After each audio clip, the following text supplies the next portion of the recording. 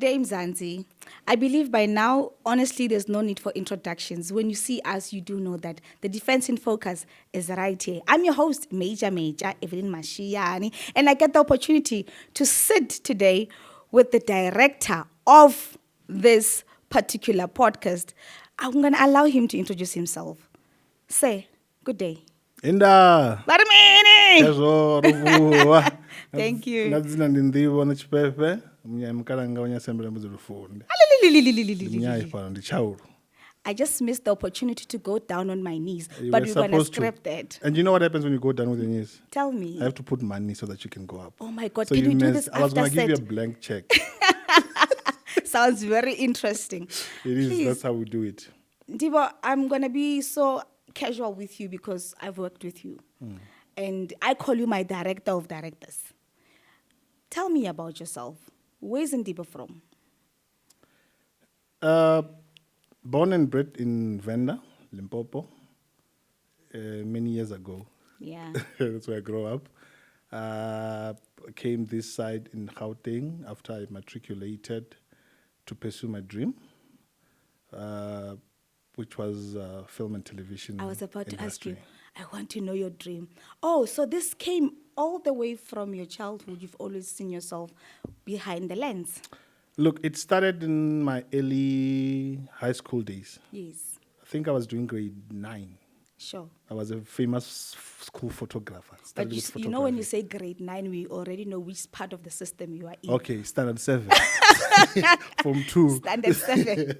Yes. Sure. So Okay. I started as a photographer. Then I think 2 years later, it grew to being introduced as like a local videographer, Okay. doing local events, funerals, weddings, parties. Sure. But the love has always been there.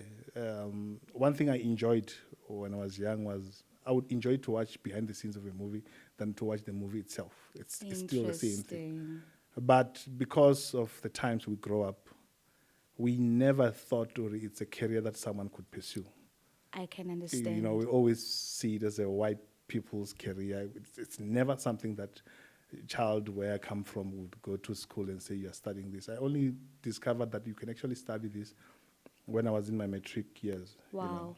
All along, I was dreaming of becoming an engineer. You know. The, Because- local, the normal dreams Yes, that we all because have, being a everyone was doctor and a everyone teacher. was doing it. Yeah. Sure. So where I come from, I went to Joburg. I studied film and television production, and then I was very fortunate to the year that I actually completed. A year after I completed my qualification, I came across. You the can say your Department of Defense. qualification. I mean, we need to put it out there. Yes, so I studied diploma in film and television production techniques Okay. at City University.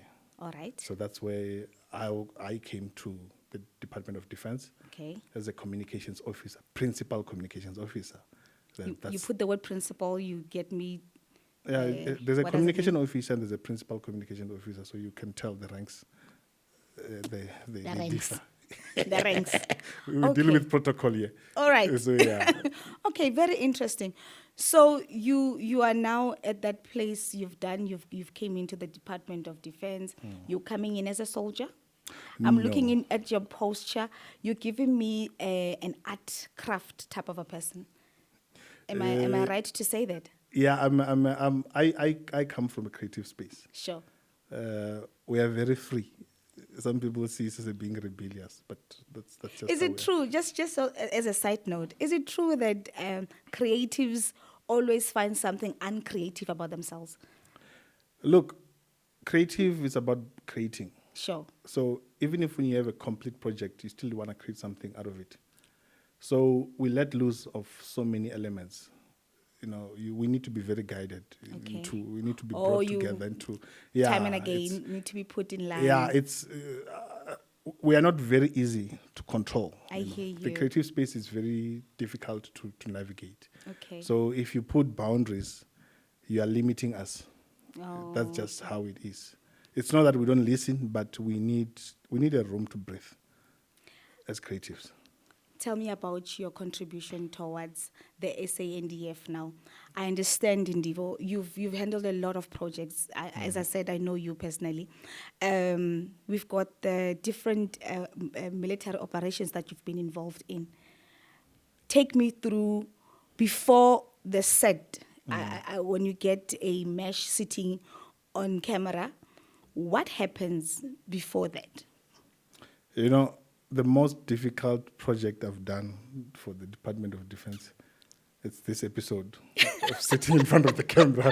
This is the most difficult I task can imagine. I've ever done.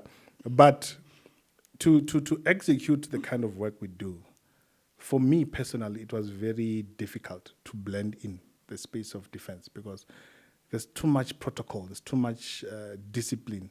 Something that us from varsity life or from the creative space, we are not taught about.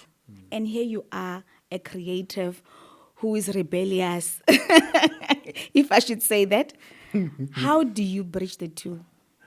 Look, funny enough, my dad, my late father, he was in the DOD way before I was even born. You know, he was a sergeant major. Okay. And he didn't even knew such section existed. You know, I also didn't know. It was just, back in the days, jobs used to be advertised on newspapers. So a friend of mine said, look, I saw a job advertisement, and the only requirement that they could recall and think, oh, they can do this was because there was a Final Cut Pro, it was the software that we used to use there. Oh, okay. It says there's requirements, a person must know Final Cut Pro. So they sent it to me, and I'm like, oh, okay, Department of Defense. Okay, why not? We applied. But I never understood what is it about. Yes. I also fell in love with the Final Cut Pro. I know the software. Yes. Then I came for the interview. Then I told my dad, he was like, but I thought you studied camera stuff. We used to call it that. Camera stuff. Yeah. What are you doing? Him being in the defense for so long, he didn't understand how my career would fit in. And I also didn't understand. Yeah. Then I got the job, but I had already started, my foot was already outside in the industry, in the private sector. So when I came here, I'm coming with the experience from outside. Don't forget the attitude as well. The attitude, So when we come here, you're coming to all protocol observed. What is this all protocol observed thing? What are we observing here? What are we observing here? Because here we need to check white balance. Yeah. So I struggled to adjust. Because I wanted to do things the way I know. Yeah. You were not used to the whole idea of discipline. I was structure. not used to the structure. I was not used to the channel. There's a channel to be followed. No, my focus was the end product. Yeah. If I deliver, that's fine. How I deliver with I'd does like not matter. to see your chat sheet. Do you have one? The other time when I just started, we were doing a parade. I think a change of medal parade. Okay. I was so enthusiastic with energy. There with me, with my camera, I rocked inside the parade ground. I wanted to do a close-up shot. So when the people are marching, I'm there with my camera on the face. Yeah. I got pulled out, and I was so mad because you're disturbing me to get the shot that I want. My creative space is being squashed. Oh, yes. You see, so it took a lot of time for me to adjust, to understand. Look, as much as you're still a creative, there's order. There must be order. There must be order. There must be protocol. There's ways of doing things. Very interesting. Now you are in the Defense Force. You are used to it. We are happy to have you, director of my directors. Tell me now, Defense TV, what is your role and how do you navigate that? Because I do believe it's one of the toughest jobs to ever have. Up to today, I can't honestly pick out one role and say, this is what I do. Yeah. Because personally, I'm an all-rounder. I love knowing things. Sure. I'm not going to sit down, especially when it comes to technical. I won't sit down and allow someone to watch. No. Because officially, I'm an editor. So that's what I'm supposed to do. You almost wanted to stand up now. Maybe I should tell the audience now. Look, it's just in me. It's just in me. I get agitated when things are not working properly. Yeah. When I started working with John, our supervisor. Yes. The first production I did with him, we were doing Chief Army Gala at Hatfield. No. Before they moved to Hatfield, at the showgrounds. Yeah. Yes. So we were setting up there, and I said to John, "Look, don't do this. I'll finish it up. Go do the signals." And he looked at me. and was like, what do you know about these things? Yeah. Only when I've connected and run the signals, then he started to trust me. Oh, okay, so you can do this because of the experience that I had You had- previously. So yeah. people that I've worked with before I came here, it was all-rounder companies when you're doing sound, lighting, video, in terms of editing, directing. So I got used to such environment. So when I came here, I'm being told to do one thing, and your job is to edit. Then I'll start to fight with camera operators. No, you're not shooting this thing properly. It is supposed to be done this way. I understand. But luckily, you work with people who were also very flexible, and they Yeah. allowed me to to showcase what I can do, to a point where hence I'm saying I don't know, I can't stick to one role. Yeah. So I The direct, defense edit. television, you've directed. Yeah, I've You've directed projects. I've edited. edited projects. I've done final mix. Speaking of projects, what is one of your highlights in terms of the projects that you've done? I'm speaking to military operations now. Which of the operations that you've been part of, maybe at the borders, that you can highlight for us now to say this was one of my highlights and this is what it taught me. Look, there's always a special element in every production that we do. It becomes very difficult to compete them or which one was best because the setup is different. Yeah. Operations are different from parades. Okay. Parades are different from exercises. Exercises are different from documentaries. Yeah. You know, but the experience that I was like, yes, now I feel like I'm a soldier, was when we got deployed for I think 4 or 5 weeks at the borderline. Yeah. And I felt like it was a year. Which operation was this one? Was it Operation Corona, I think? Corona. Yeah, so we had to Was it not Notlela? No, Oh, okay. remember? Because I saw a lot of you guys at the time of Notlela Notlela. was during COVID. COVID, yeah. The thing is, the name Corona, Yeah. and that operation was before COVID hit. 'Cause Yes. I think we left 2018 or 19, if I'm not mistaken. I think it was 19. 19, we went Yeah. to the borderline. When I left here, I was so excited. I'm going to the borders. Until I get there, and then they give me a bulletproof. So put this on. I'm like, I'm here to carry a camera. Yeah, then you might need to carry a rifle. The experience was nice, but then that project made me live or experience a life of a soldier. Oh, yes. And it taught me a lot to, in terms of respecting what is it like to be a soldier. Yeah. Because those guys are out there not knowing what they're going to meet 5 meters away from where they are. And that's what we experienced. So for me, in terms of the highlight was not from technical part of the job of The job me itself. making films, but the experience itself and getting to tell their stories. We went there with a script written, Yeah. but 98% of the things were shot was not on that script. Yeah. It was real. It was real, It was because we authentic. didn't know what we expect when we got there. Yes. But then we had to adapt, and that's where experience had to shoot in. Yeah. When you get to a place like this, when you get to situations like this, how do you navigate through storytelling? How do you navigate through, covering and showcase all those aspects that are there in the environment? We've got a new baby, although now he's 12 episodes old. Yeah. The Defense in Focus. Podcast. Yes. Yeah, this. You are directing us. Yeah. Showing us how to do this. When this came about, actually it was you who got this thing. Let's not go there, And I just saw it on the group messages that there will be a podcast. A podcast, happening. yeah. I went to visit the guys that we're working with currently, who were doing our sound. And then when I got there, it's like, the technical director is here. Yes. And I looked around, who are Who's they talking that? about? Yeah. I didn't know you're the technical director of this. I'm like, there's no way. Well, you didn't read the memo. Check. And then I saw, then I called my supervisor. I was like, wow. Yeah. Who else could do it? And I think maybe it's the confidence he had in me. And I always deliver when he tasks me. So putting together a project like this requires a lot from my perspective as a technical director, because you're dealing with a lot of elements. Yeah. It's not just about putting a camera out there and people have a conversation. You need to deal with the crew. You need to deal with other technical aspects, your lighting. True. You need to deal with the art director. You need to deal with sound, post-production, which is editing. Also, you need to be able to dwell into pre-production, which is a part of preparing the scripts, coming up with a concept. So it requires someone who've been on those paths, on different aspects.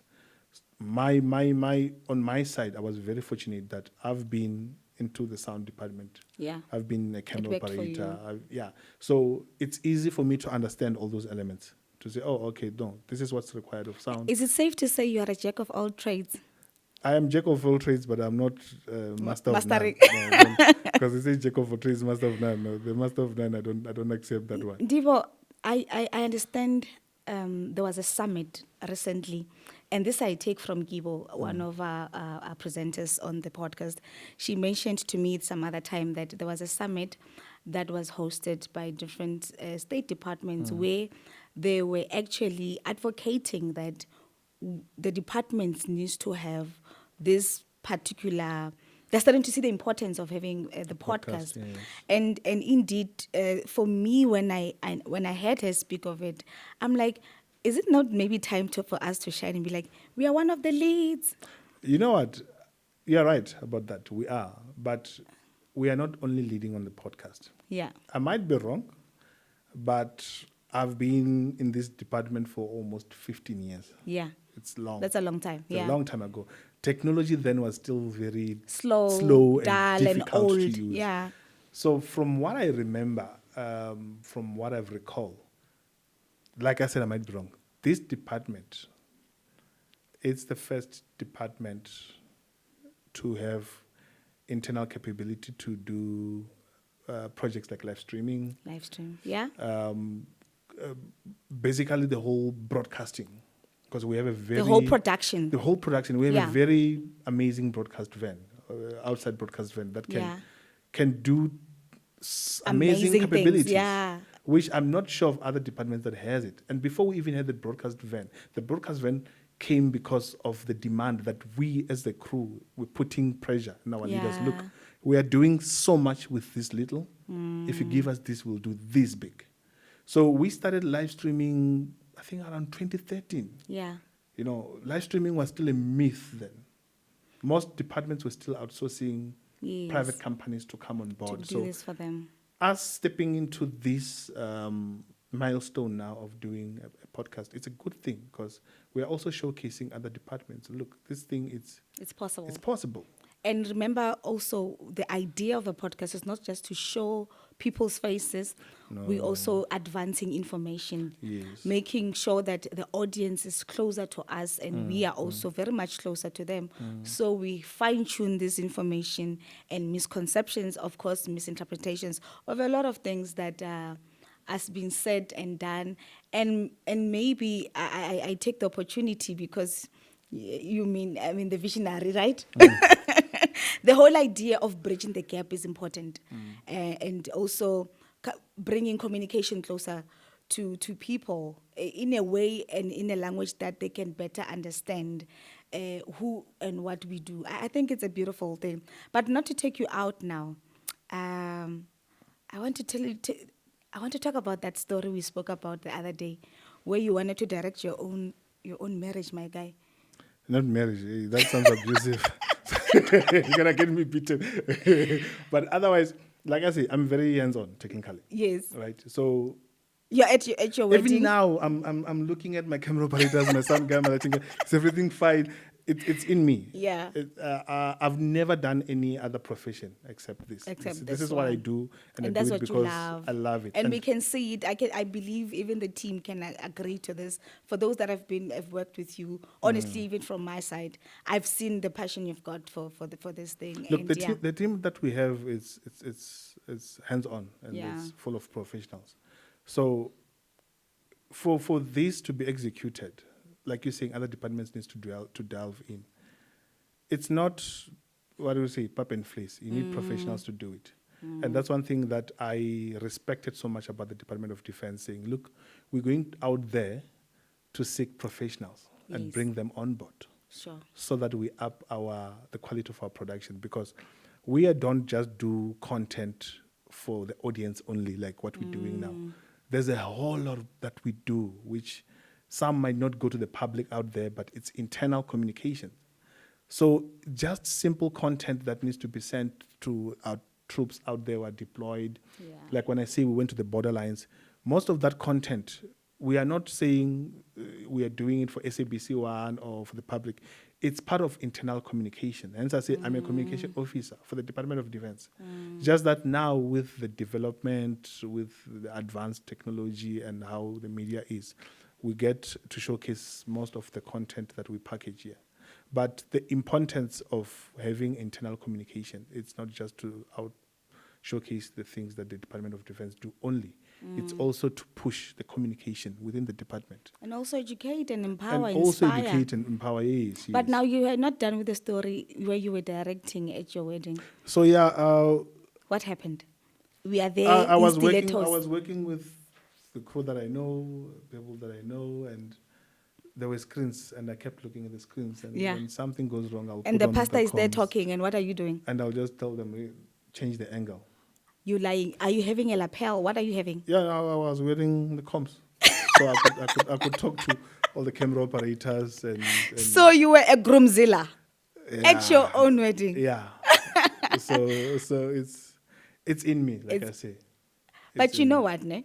Just to make you feel comfortable, I think I'm one of those that will actually go and take a mic from the MC. Should that particular thing have to happen, I'll be like, and Tate Muruti, this is my turn. It's not nice though, but we do what we do. It's been a lovely, lovely episode that we had between me and you, Ndivho. Thank you so much for being in front. How does it feel to be in front?